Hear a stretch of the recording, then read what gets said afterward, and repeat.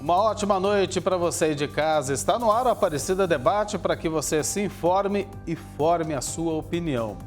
2024 é ano de eleições aqui no Brasil. Desta vez, vamos escolher aqueles que irão governar e elaborar as leis nas nossas cidades, onde vivemos e moramos. O primeiro turno está marcado para 6 de outubro e o segundo acontece no dia 27 do mesmo mês. Isso nos municípios com mais de 200 mil eleitores, em que a candidata ou candidato à prefeitura não tem atingido a maioria absoluta dos votos válidos, a metade mais um. As eleições municipais de 2024 são o tema do Aparecida Debate de hoje. Uma forma de ajudar você, eleitor ou eleitora, a se preparar para o voto e cumprir com seu papel de cidadão na construção e fortalecimento da democracia. Para a gente iniciar o nosso debate, eu convido você a acompanhar a reportagem do Eduardo Góes sobre um grande desafio para a Justiça Eleitoral no pleito deste ano. Depois das fake news, agora a preocupação é com a inteligência artificial. Olá, meu nome é Marcos Gonçalves, sou designer, professor universitário. Este vídeo que está agora rodando na sua tela parece perfeito, não é mesmo? Todo o texto falado e o movimento da boca foi gerado por inteligência artificial, a partir de outro vídeo original. Imagina se o professor fosse um candidato em um ano eleitoral. Qualquer assunto poderia ser colocado na boca dele, inclusive uma fake news. Saudações a todos que estão aí no estúdio discutindo esse tema tão importante que é a inteligência artificial e eleições, e a todo mundo que está em casa acompanhando agora nessa noite o Aparecida Debate, né? Pois bem, será que a inteligência artificial ela pode chegar a mudar o resultado de uma eleição? Afinal de contas, 2024 é um ano eleitoral e pode muita coisa nova aparecer por aí. Exatamente sobre isso, sobre esse assunto, eu quero conversar com o professor Marcos Vinícius, que é da área de tecnologia, design. Professor, o senhor acredita que a inteligência artificial ela pode trazer tantas novidades e ser capaz de mudar o resultado de uma eleição? Bom, do ponto de vista prático, sim, porque hoje a inteligência artificial consegue criar tanto imagens estáticas como imagens de vídeo, que inclusive sintetizam a voz da pessoa. Então existem hoje aplicativos de celular ou softwares ou sistemas que estão online, até gratuitos, que permitem que você faça a partir de um vídeo de base, um vídeo totalmente gerado por inteligência artificial. Você digita o texto e ele usa a imagem de base do avatar digital e a voz sintetizada para criar um novo vídeo. Dessa forma, fica fácil você criar o vídeo com a imagem de outra pessoa, com um texto que ela nunca disse. Professor, então a gente tem uma ferramenta aí que, se usada de má forma, pode ajudar a polarizar ainda mais os eleitores durante as eleições? Colocar palavras na boca de outra pessoa agora ficou literal. Você consegue fazer esse tipo de coisa. E aí, como a gente hoje vive uma condição de informação muito direcionada para as redes sociais, e os algoritmos da rede também colocam para você sempre os mesmos vídeos das mesmas bases de informações, porque a gente sempre tem ali uma orientação do algoritmo das redes sociais para te encaminhar vídeos que estão vinculados aos seus interesses. E aí você fica preso numa linha editorial ou uma linha de tipos de vídeo que chegam até você.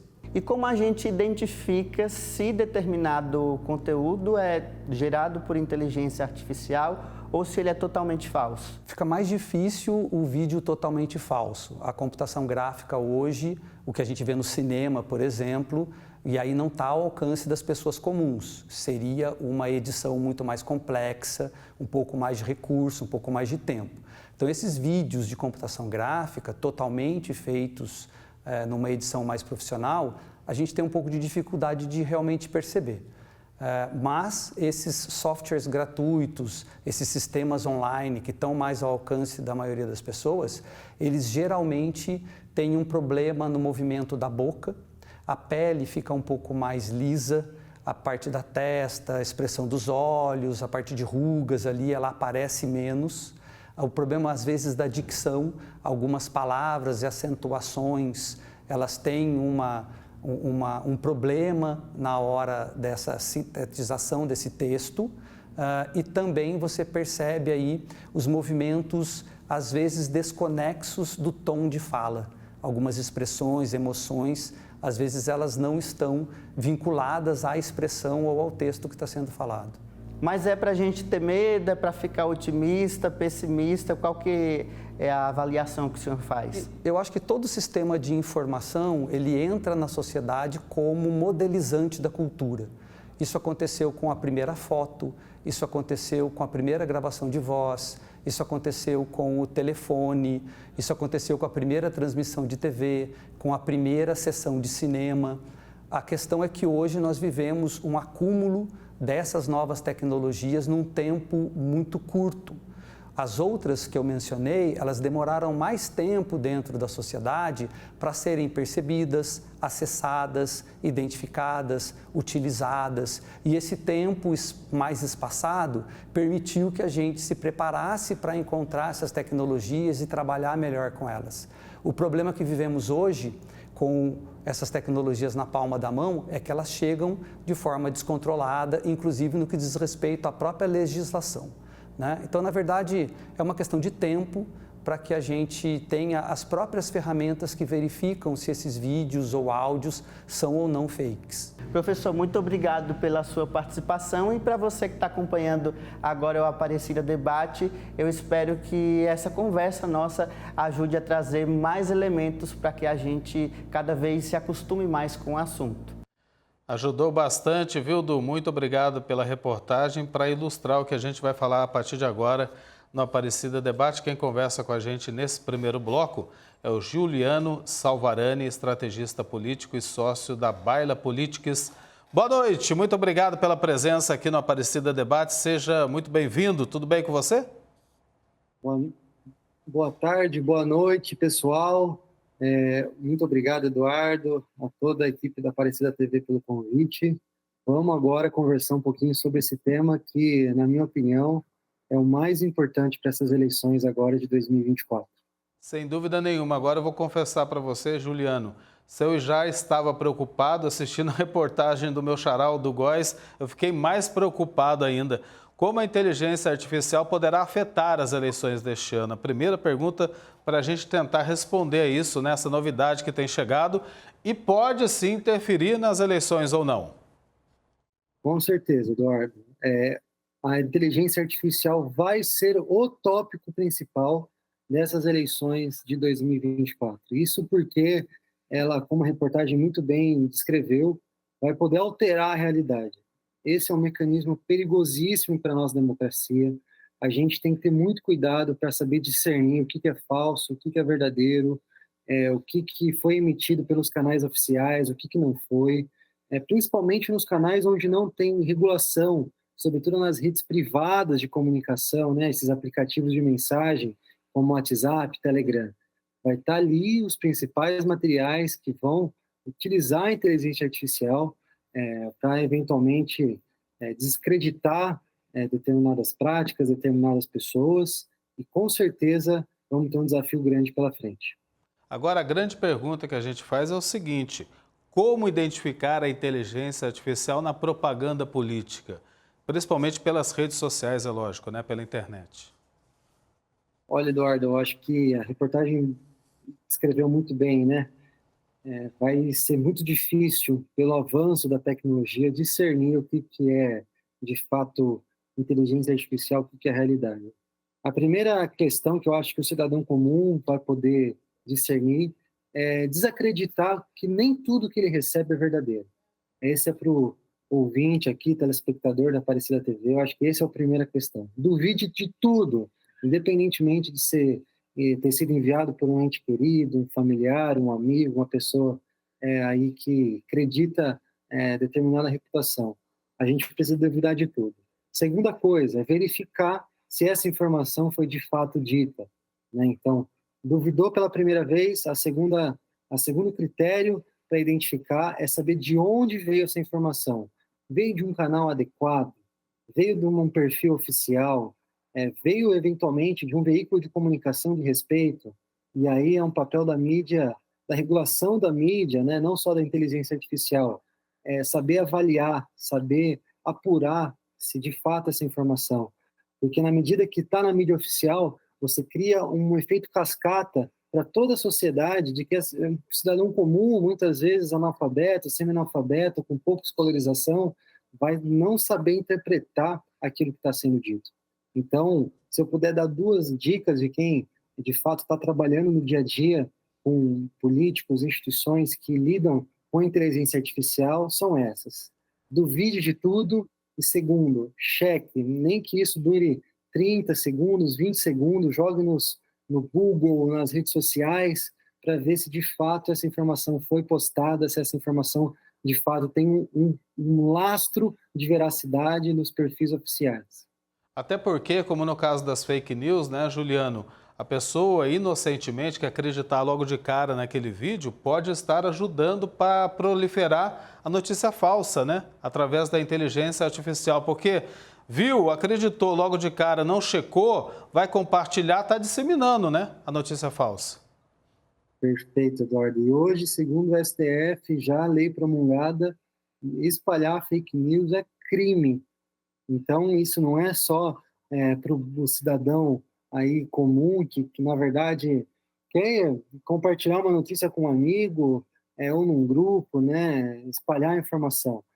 Se a pessoa estiver fazendo isso na mais boa fé, sem a devido resguardo, caso seja provado que a pessoa espalhou uma notícia que conscientemente não era verdadeira, ela pode ser autuada pelo Código Penal, de fato, não ser presa, mas ser duramente punida, não só pela justiça comum, como pela justiça criminal.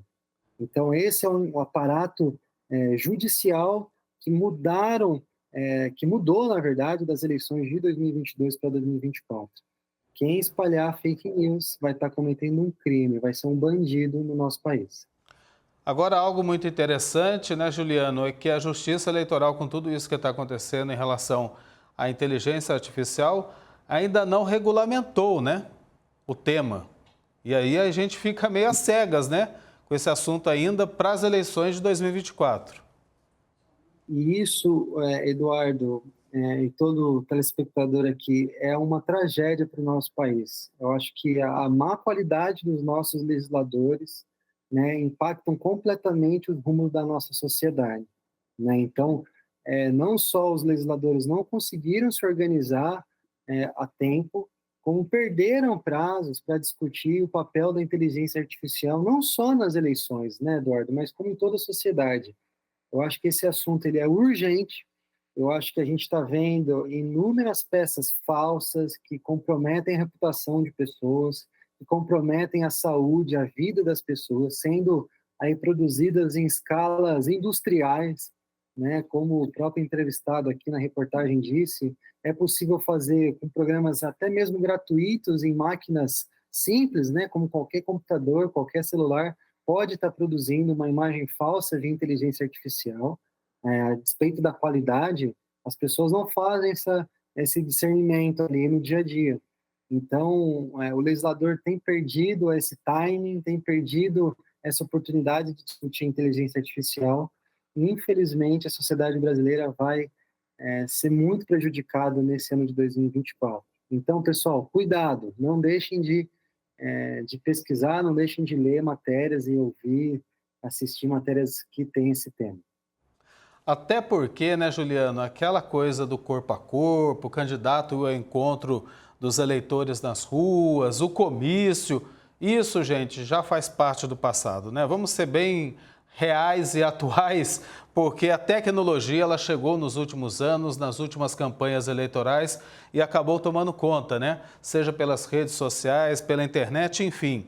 Hoje a tecnologia, ela dita para onde caminha a campanha eleitoral. Estou sendo muito exagerado na sua opinião ou não? Pelo contrário, Eduardo, está corretíssimo. Eu tenho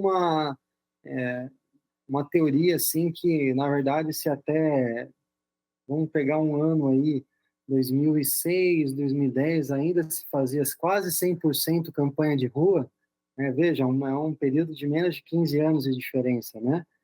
Hoje eu posso dizer com tranquilidade que a maior parte das campanhas do Brasil vão ser feitas na rede social. Eu acho que ainda não morreu a rua, ainda há muita campanha na rua, muito cafezinho, muito palanque, ainda há muito panfleto, muita colinha, mas as redes sociais têm sido cada vez melhor utilizadas, apesar de haver uma falta de profissionalismo, uma falta de regulamentação com essas tecnologias.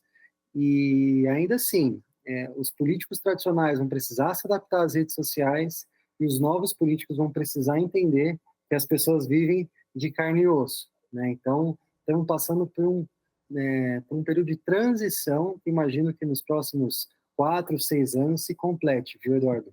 Só para a gente encerrar rapidinho, mas tem como eleitor se proteger de tudo isso, né? Principalmente para não deixar ser influenciado no seu voto, que é o mais sagrado de tudo numa eleição.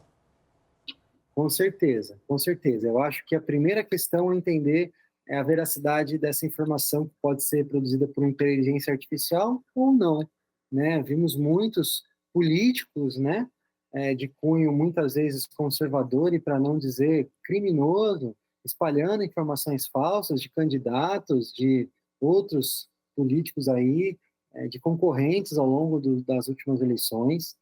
Espero que a Justiça Eleitoral coíba esse tipo de atitude. E para a pessoa que tem seu celular, pessoa que tem sua rede social, que tem o seu WhatsApp, primeira coisa, pessoal, cuidado com o que você recebe. Isso vai influenciar seu voto com certeza absoluta. Mas é um recado também para a imprensa, viu, Eduardo? O cidadão tem sua parcela de responsabilidade, mas os veículos de imprensa precisam também, e eu acho que a TV Aparecida, ela cumpre um papel fundamental nesse nosso Brasil, de divulgar informações verídicas, reportagens com apuração, com ciência, como essa que acabamos de ver. Não poderia deixar de participar aqui do programa e não parabenizar por toda a equipe de jornalismo pela excelente matéria que produziu sobre esse tema tão importante para a nossa eleição e para a nossa democracia, tá bom? Eu quero agradecer as suas palavras e dizer o seguinte, mais do que uma contribuição, é nossa obrigação enquanto jornalistas e meios de comunicação. Muito obrigado, viu? Uma ótima noite para você pela participação. Seja sempre bem-vindo aqui ao nosso programa. Eduardo, o prazer é todo meu. É uma honra estar aqui, agradecer o convite da TV Aparecida, de todos os telespectadores, toda a equipe, e me colocar à disposição, não só aqui nas participações, como nas redes sociais, @BailaPolitics. Quem quiser debater um pouquinho mais sobre eleição, democracia, inteligência artificial, pode seguir lá em todas as redes sociais. E um grande abraço, um Feliz Natal, Feliz Ano Novo, que Deus abençoe a todas e todos aqui. Estamos de volta e hoje o Aparecida Debate fala sobre as eleições municipais deste ano e a educação política. Bem, o período eleitoral começa em julho, é quando serão abertas as convenções partidárias. Cada legenda terá quase um mês para definir os seus candidatos a prefeito ou prefeita, vereadores ou vereadoras nos 5.568 municípios brasileiros. Mais que uma disputa, é uma boa oportunidade para desenvolver a educação política.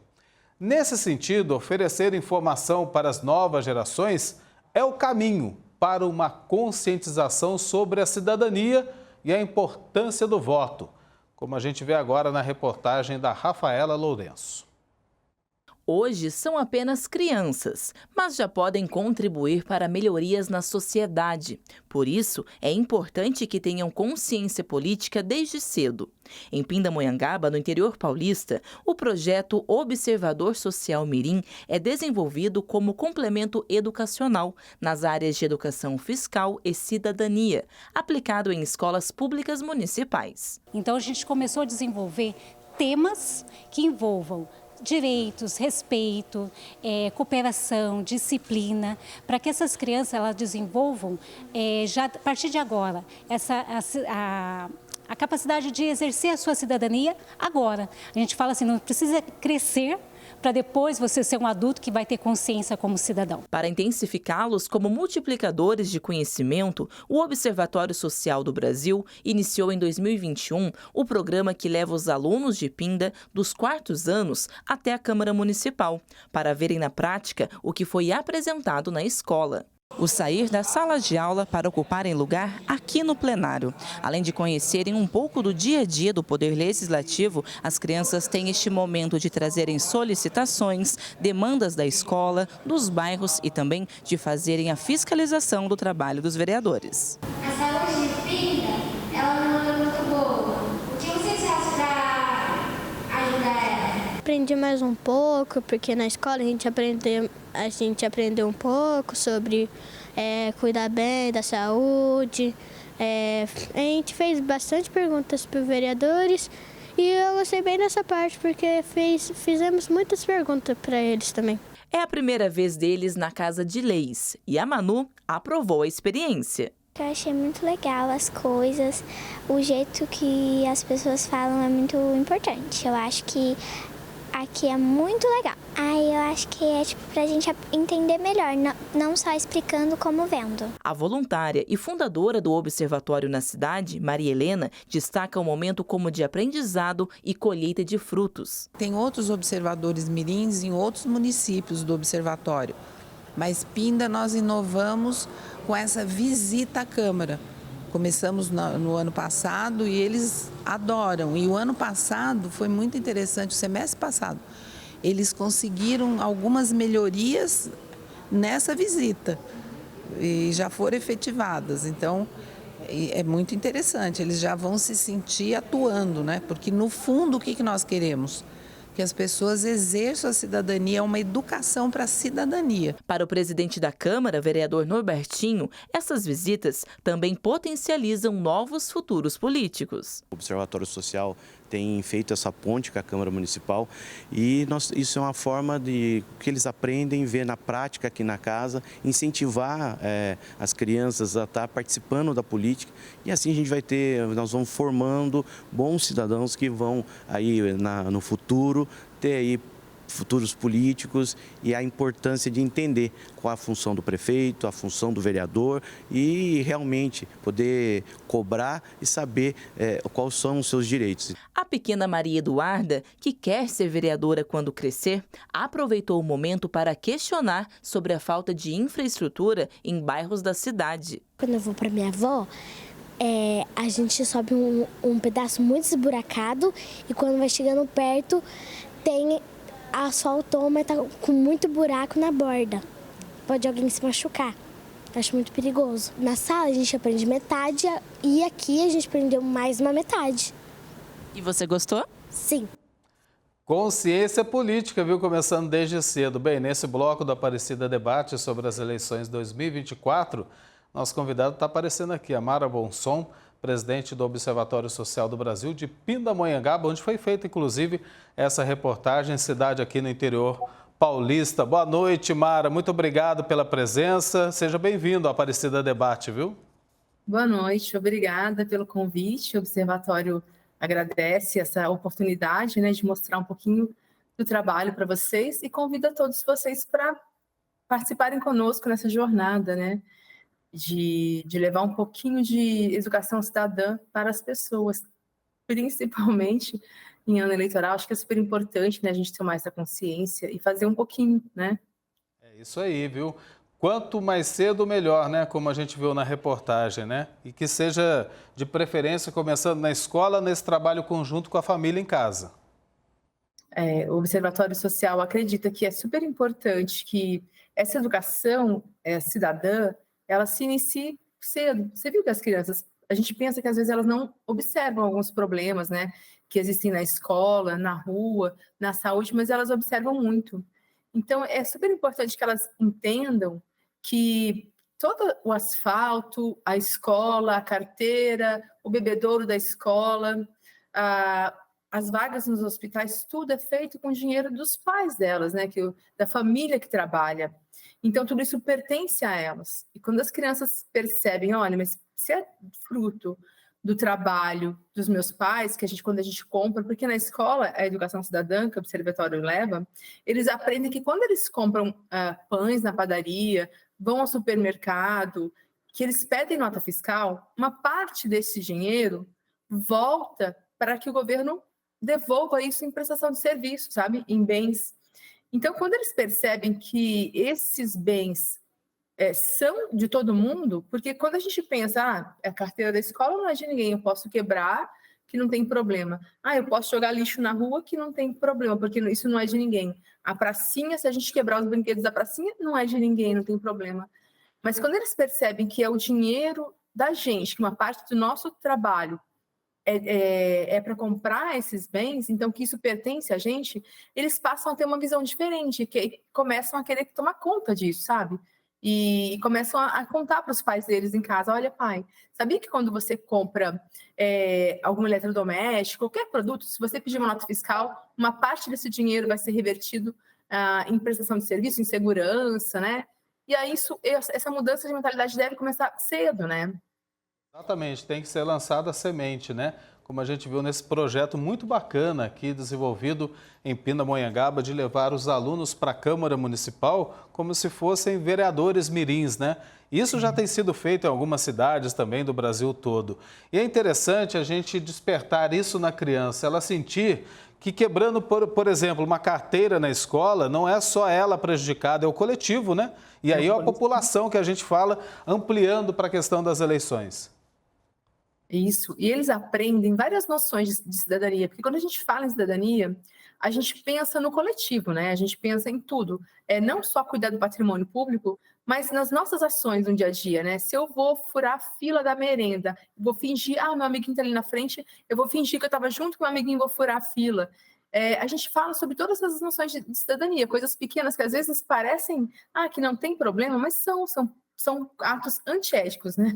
Então, a gente fala sobre tudo isso, sabe? Sobre cuidar do meio ambiente, das nossas ações no dia a dia, de não colar, porque quando eu estou colando, eu também estou deixando de aprender, estou mentindo para mim mesma. São todos esses tipos de ações que, no futuro, quando a gente fala de pequenas ações no dia a dia, de sermos éticos no dia a dia, a gente também está falando de cidadãos no futuro que tendem a ser pessoas e políticos honestos, preocupados com todos. Porque aquilo que a gente não quer que façam para a gente também não deve fazer para as pessoas. Essa noção de cidadania global que a gente procura levar, que eu acho que, como a escola ela é um ambiente voltado para a educação, assim, de matemática, a gente precisa levar um pouco dessa cidadania geral, né? Que às vezes isso é uma sementinha que vai lançando e eles acabam que, como eles estão em conjunto com os amigos acham legal também, isso passa a fazer parte do dia a dia deles, né? Essa mudança de mentalidade. Exatamente. Agora tem que ser um trabalho casado, né? Da escola com a família, porque não adianta aprender no colégio, chegar em casa ter um mau exemplo. Daí desfaz tudo que ele aprendeu, né? Eu acho que até não desfaz, mas atrasa muito essa cultura, porque a gente não pode estar presente 24 horas todos os dias da semana. A gente vai ficar ali, o nosso trabalho do Observatório Social alguns dias no ano apenas, né? Acho que são 4 dias em cada escola. Então, tem que estar, porque depois o tempo esquece, né? É importantíssimo que seja um trabalho conjunto dos professores, de estarem sempre lembrando e principalmente dos pais, de aprenderem isso com os filhos e de estarem sempre incentivando essa prática de cidadania, de olhar, de ajudar a cuidar do que é nosso, né? Quando essas crianças foram à Câmara de Vereadores, elas foram mais de uma vez, né? E são recebidas pelos vereadores, elas se sentem pertencentes àquele universo. E elas levaram alguns problemas que elas tinham na escola, por exemplo, algumas delas disseram que a quadra estava esburacada, e outras reclamaram do bebedouro, que não estava funcionando. Elas levaram isso para os vereadores, e a partir do momento que os vereadores fizeram um requerimento para as escolas, e os pedidos foram atendidos, isso dá um upgrade no nosso trabalho, é sensacional. Então, é importantíssimo que os vereadores também recebam essas crianças e ouçam o que elas têm a dizer, porque numa segunda visita que nós fizemos à Câmara, já não tinha muito vereador participando, sabe? Elas não tinham para quem levar as reclamações, então você vê que é um pouco frustrante. Então, é importantíssimo que esses poderes constituídos que estão ali, que ajudem, que façam com que essas crianças se sintam motivadas e olhem para a população e atendam os pedidos delas, né? Agora eu quero trazer um assunto muito delicado para a nossa conversa aqui do Aparecida Debate. Os últimos anos, não há de se negar isso, foram marcados na política brasileira pela polarização. Um lado e outro lado. E isso acabou refletindo, Mara, nas famílias, nos lares brasileiros. A gente ouviu falar durante as últimas eleições que muitos parentes, pais, filhos, sobrinhos, netos, enfim, muitos parentes pararam até de se falar na hora da discussão política. Isso atrapalha muito, já que a gente está falando de educação política, atrapalha muito na conscientização do voto, né? Muito, muito. Eu acho, o Observatório Social acha que isso é péssimo para as eleições, para o país e para as pessoas.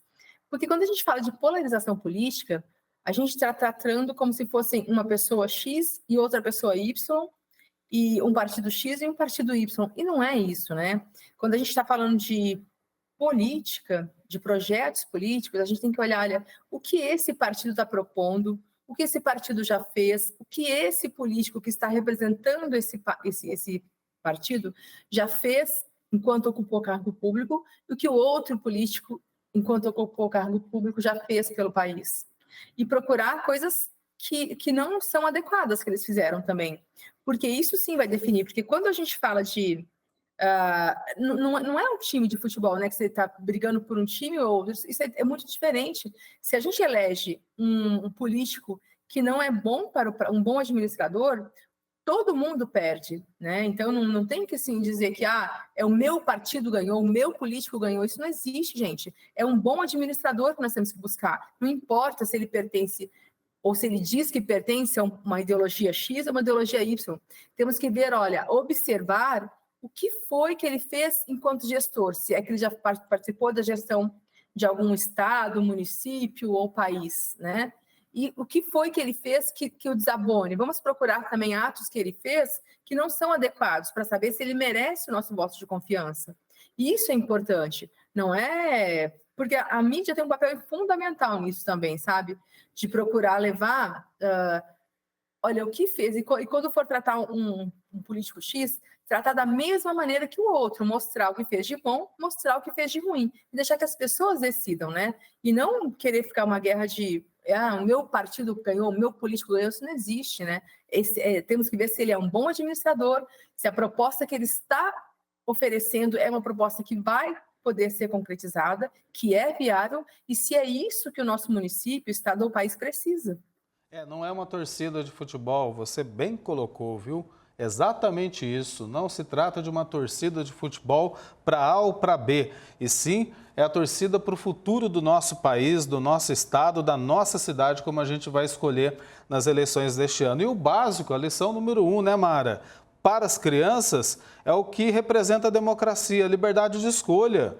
Não há de se impor uma vontade, né? A vontade, ela nasce do despertar da pessoa, de cada eleitor, e a criança vai aprendendo isso desde cedo, né?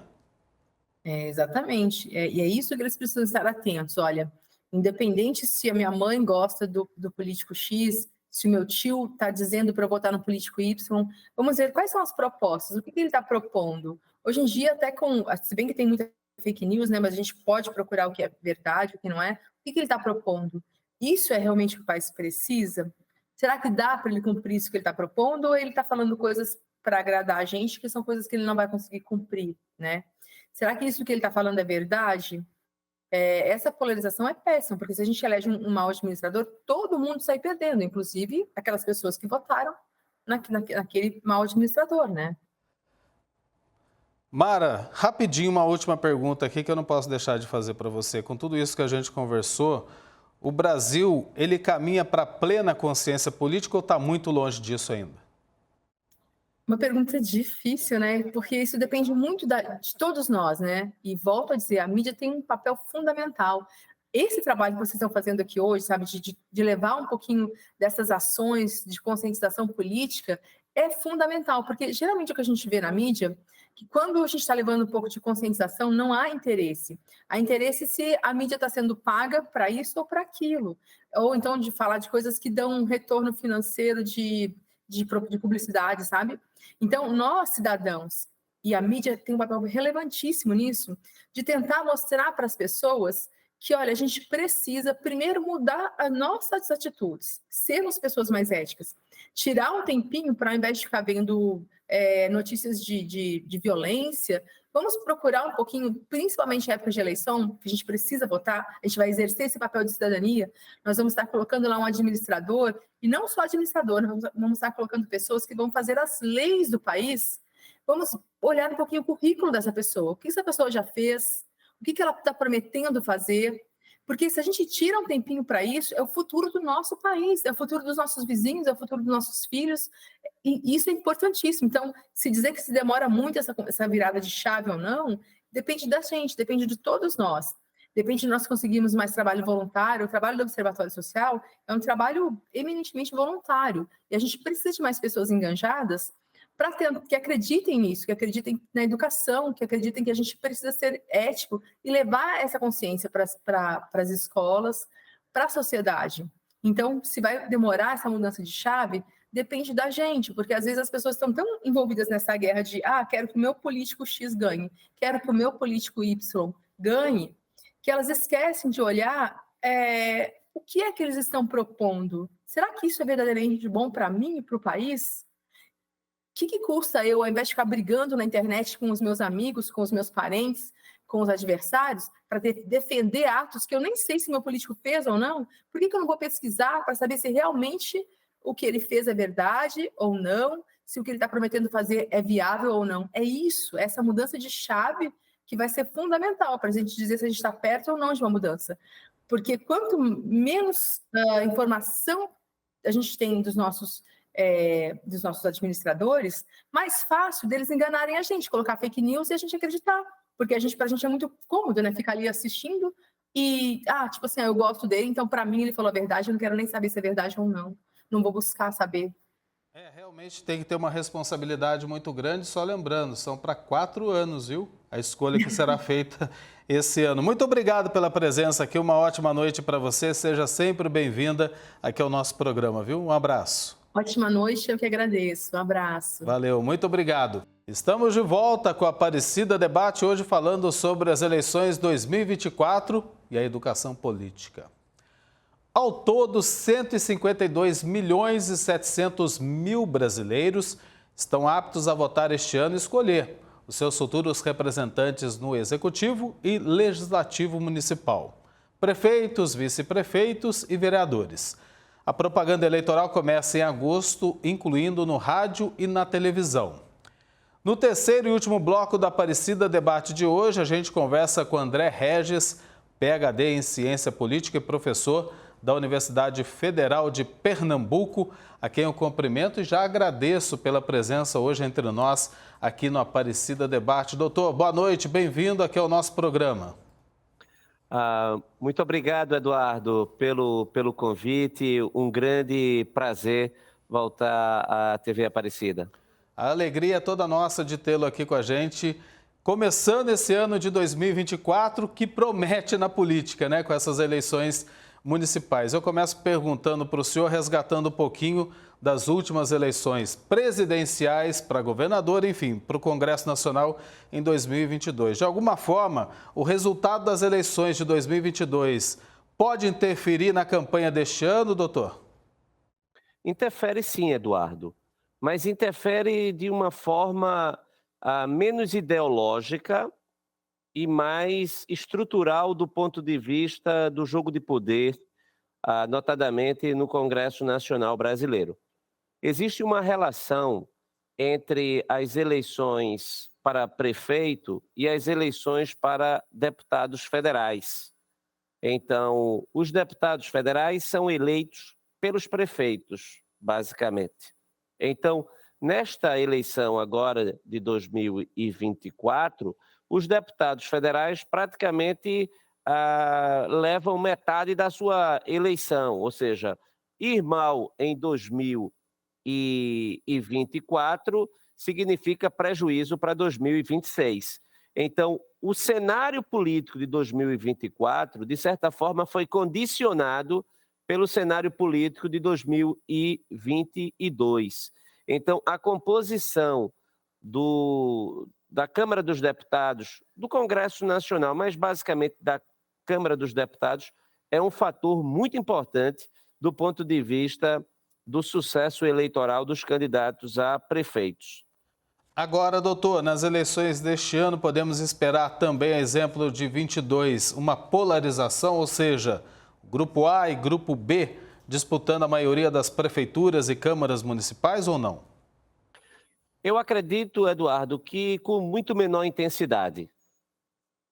Basicamente, em alguns colégios eleitorais maiores, algumas capitais, mas por diversos motivos eu acredito que o fator da polarização estará muito menos intenso. Em primeiro lugar, porque as questões são locais. Eleição sobre coleta de lixo, iluminação pública, pavimentação, calçadas, postos de saúde, são temas menos ideológicos. Inclusive, eu acredito que o sistema brasileiro político deveria até permitir candidaturas avulsas para os municípios, principalmente os pequenos, sem a necessidade de filiação partidária, justamente porque o cidadão quer o melhor para a sua cidade, independentemente de preferências ideológicas. Então, este é um ponto. Outro ponto relevante é que, no plano local, parece que há uma dificuldade maior da esquerda brasileira no que se refere ao plano das eleições nacionais. Porque, para se ter uma ideia, Eduardo, hoje o PT, que é o principal partido da esquerda brasileira, o partido do presidente Lula, ele não governa nenhuma capital. Ele não governa nenhum dos grandes colégios eleitorais, dos maiores colégios eleitorais brasileiros. Se você juntar todos os partidos de esquerda, notadamente PT, PSOL, PCdoB, Rede, os partidos que estão mais à esquerda, eles detêm 5% das prefeituras atuais, ou seja, isso reflete uma tendência do eleitorado brasileiro a uma tendência mais conservadora, e acredito que isso estará presente também nas eleições de 2024, nesta eleição de 2024. Doutor, o senhor colocou muito bem, né? A disputa municipal, ela se dá na cidade onde a pessoa vive. Então, são os problemas que ela convive diariamente, né? Relação ao asfalto, relação ao posto de saúde, a coleta de lixo, enfim, aquilo que diz muito mais ao cotidiano dela do que se a gente pegar o exemplo de uma eleição presidencial, uma eleição para a Câmara Federal e para o Senado, que é um debate mais ampliado, digamos assim, um debate nacional. Até por isso, a escolha do candidato se concentra mais numa escolha pessoal do que partidária? Ou seja, é aquele que a gente conhece, que mora perto da gente, que tem uma trajetória junto à comunidade, ou estou muito equivocado? Ou é isso mesmo? Não, você não está, não. Você está certo, e isto também reflete um problema estrutural na política brasileira. É que a política brasileira, ela, teoricamente, ela foi estruturada na ideia da representação proporcional. Quanto mais votos cada partido receber, maior será a quantidade de representantes que ele terá na Câmara Municipal, nas Assembleias Legislativas e também no Congresso Nacional. Quando você traz para o plano local, como você bem colocou, existe um elemento que é a da aproximação, que você apontou bem, e também a vinculação do candidato com o seu distrito, com a área geográfica que ele disputa a eleição. Então, é estranho nós termos um sistema em que a representação pertence aos partidos e a população vota nas pessoas, porque são pessoas mais próximas e também porque são pessoas que convivem com os mesmos problemas que elas vivem todo dia, ou seja, que passam todos os dias. Então, é exatamente como você colocou, e o que reflete um problema estrutural na política brasileira. A ênfase nos partidos, do ponto de vista institucional, e a desconsideração dos partidos pela imensa maioria do eleitorado brasileiro. Agora, doutor, de uma forma geral, tirando a característica própria de cada município, de uma forma geral, quais são as áreas que devem dominar a campanha deste ano? Ou seja, devem ser as bandeiras dos candidatos nas prefeituras, ou não tem jeito, é uma coisa muito localizada mesmo? Olha, eu acredito que os serviços públicos tradicionais, a segurança, que não é da competência do município, é da competência estadual, mas isso tem reflexos na eleição. A saúde e educação são vamos colocar assim, os elementos mais importantes num processo de escolha como esse. Notadamente, educação. A população deveria lutar para eleger candidatos comprometidos com a pauta da educação. É isso que muda o país. Acredito que essa seria a tônica. Agora, dependendo da região do país, a disputa ela muda, não é? Ela tem uma característica que pode ser maior ou menor de acordo com o porte do município no que se refere a temas associados ao cuidado mesmo com a polis, né? com a cidade. Então, uma cidade que vem sendo administrada, bem cuidada, também há a possibilidade, Eduardo, de candidatos à reeleição terem maiores condições de se manterem no cargo contra aqueles que estão lutando para derrotar o incumbente, né, o prefeito. Já aquelas cidades que a população entende que nada está indo bem de forma satisfatória, a oposição pode alavancar aí maiores chances de sucesso. A disputa está só começando, a gente vai encerrando esse Aparecida Debate, mas com certeza o senhor será convidado para outros programas durante todo esse ano. Mas eu queria encerrar com uma pergunta para o senhor, até para a gente ajudar o amigo ou amiga de casa que está começando também a se preparar para as eleições. Qual a principal fonte de informação para ter essa escolha consciente do voto? Essa é uma pergunta importantíssima. Primeiro, não confiar no que chega por WhatsApp. René Descartes, que é um grande filósofo, que criou um método para que a gente chegue ao conhecimento, ele diz que a primeira coisa é duvidar de tudo. Duvide, é verdade. Se você tem dúvidas, não repasse. Procure os meios de comunicação tradicionais mesmo, os grandes colunistas, jornais que você confia, a imprensa escrita. Eu acredito que dessa forma você se protege e lê diversas fontes, não é?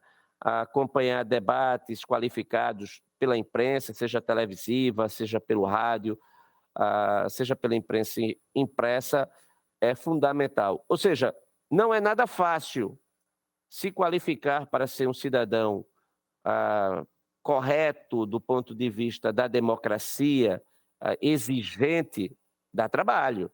Exige que você vá atrás da informação, acompanhe os parlamentares, os executivos na sua trajetória, para que você possa depositar o voto na urna com muita convicção. Nada de votar porque conhece alguém, ou porque viu na internet alguma coisa, ou não verificou, né? Então, nesse tempo de fake news, né, de todos os lados, de todas as dimensões, é importante que o eleitor ele cumpra o seu papel de cidadão ao buscar as melhores fontes nos jornais, nos veículos de comunicação mais abalizados, como é este canal que nós estamos, neste momento, falando, conversando, não é? O senhor encerrou muito bem o nosso programa, por isso eu agradeço muito, viu, pela participação aqui no Aparecida Debate. A gente vai se ver outras vezes. Boa noite para o senhor, muito obrigado, um forte abraço, viu?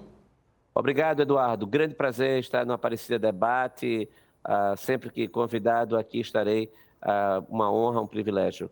Prazer é todo nosso. Valeu. E assim encerramos o Aparecida Debate de hoje. Esperamos ter contribuído para esse pontapé inicial de preparação para o voto. Aliás, é apenas o começo, viu, de um trabalho de educação e de conscientização política que não acaba na eleição. Afinal, é um constante crescimento como cidadão no pleno exercício da democracia. E se você quiser rever esse programa, até mesmo compartilhar aí com a sua família e amigos, acesse o canal da TV Aparecida no YouTube. E quando fizer comentários em nossas publicações, utilize a hashtag AparecidaDebate, que volta na próxima terça-feira, desejando para você uma boa noite, um ótimo descanso e até lá.